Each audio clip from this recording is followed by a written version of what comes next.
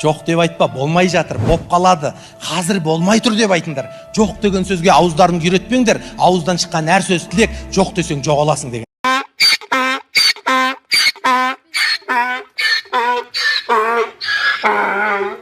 Ассалаумағалейкум мұсылмандарым. Мұны ақмақ надан дүмшені естіп, өз құлағыма өзім сенбей отырмын. Мынандай ақмақ болады деп ойламай ем, ұйықтасам түсіме кірмей бітті. Бұл сөз адамның сөзі емес, мұсылманның сөзі емес. Бұл шайтанның сөзі, айтып тұрған сөздері. Бұл Құранды оқыған адамның сөзі емес, өйткені. Бұл Тазабек Мұхамеджан деген, или Мұхамеджан Тазабек па. Ақмақтың ақмақ екен, наданның надан екен, бұл білімсіз. Мұндай адамды тыңдап жүрген халықта ақмақ деп ойлаймын, өйткені. Мұндай ақмақты тыңдау надандықтың надандығы болып табылады. Бір хадисті айтады, орысшасын айтып берейін. Красноречие, тағы да айтам қайталап. Красноречие – это колдовство, дейді. Колдовство от шайтана. Сондықтан мұсылмандар осындай ақымақтарды тыңдап, лапшагондарды тыңдап адасып кетпеңіздер. Аллах хадистерде айтылғандай, бүкіл әлемді, бүкіл ғаламды жаратпай тұрып, 7000 жыл бұрын бүкіл әлемнің, бүкіл ғалым бәріміздің, даже мына көрінбейтін атомдардың, молекулалардың тағдырына дейін бәрін жазып қойған. Сондықтан тағдырдан асып ешкім, қазақтар айтады ғой, жазмыштан озмыш жоқ деп. Солай. Орысша айтқанда всему воля Аллаха дейді. Сондықтан мұнда шайтанның сөзіне сенбеңіздер. Мына Мұхамеджанның аузыменен ібілістің өзі сөйлеп тұр.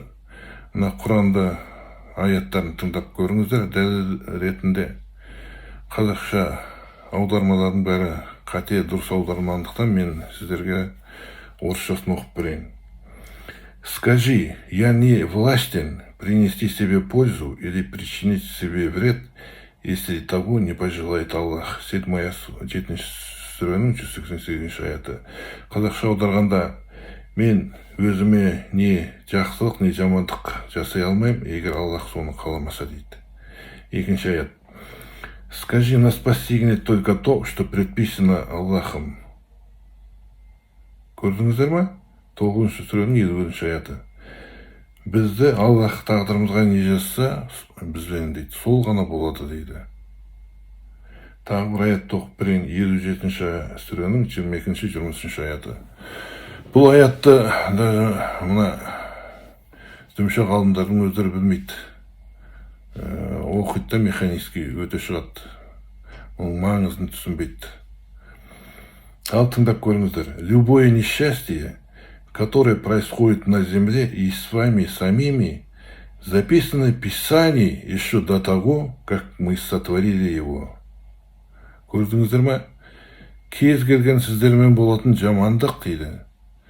Оны жаратпас бұрын біздің кітап деген ол, Лаухул Махфуз деген кітап, Аллахтың кітабы, бәріміздің тағдырымыз жазылған, сол кітапта жазылып тұр, дейді. Ол қазақша айтқанда бұл орындалмас. Мысалы, сізбенен бір жамандық болса, басыңызға кірпіш түсіп кетсе, сол дейді. Сіздің басыңызға кірпіш түспей тұрып, сіздің тағдырыңыз жазылып қойылған, дейді, кітабында, дейді. Көрдіңіздер ме? Воистину, это для Аллаха легко. Мы поведали об этом для того, чтобы вы не печалились о том, что вы упустили, и не радовались тому, что Он вам даровал. Аллах не любит всяких надменных бахвалов, дейді. Сондықтан да мұсылмандарым байқаңыздар, шайтанның сөзіне еріп адасып